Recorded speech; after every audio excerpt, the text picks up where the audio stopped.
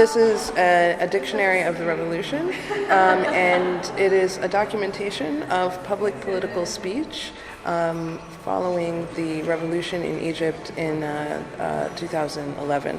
So what I mean by public political speech is people talking about politics, especially in public space. In order to do this documentation, I designed a small handheld vocabulary box which contains 160 words that were used frequently in that type of conversation.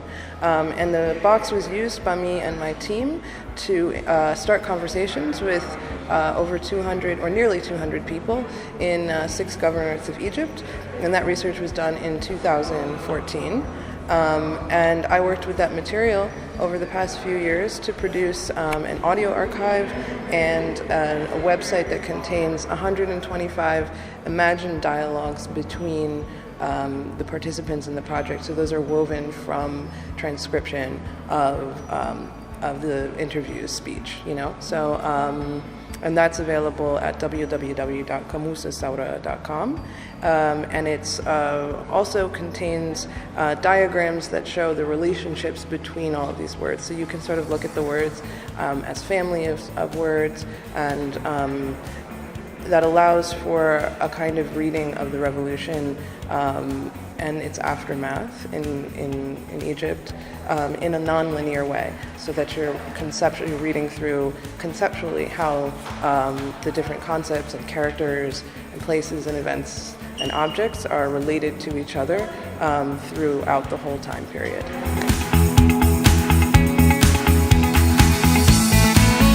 The activity that we did here today was to read the material from the dictionary out loud, and that's a sort of a way of both reanimating that content and also to re-embody these words. So essentially, the idea is that when a person reads the text out loud, it creates a more intimate relationship with that text. Another thing that this activity does, I think, is get people to sort of reflect on conversation, on listening, on how to create, maybe to spend a little time thinking about how to create space for conflicting opinions and how to arrange conflicting opinions in such a way that they aren't necessarily clashing, but that they can sit side by side with each other.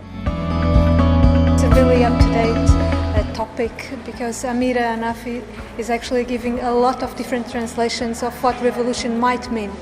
One of your colleagues was just saying, to me, all these words have a specific meaning for my revolution here in Portugal from the 1974.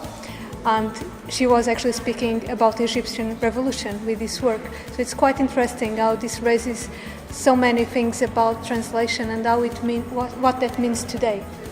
Yes, and then we have here the true meaning of global translation, because it's almost impossible to translate some words that we don't have in Portuguese, not even in English, without context. And all this process that Amira explores give us context that is really, really important for translation.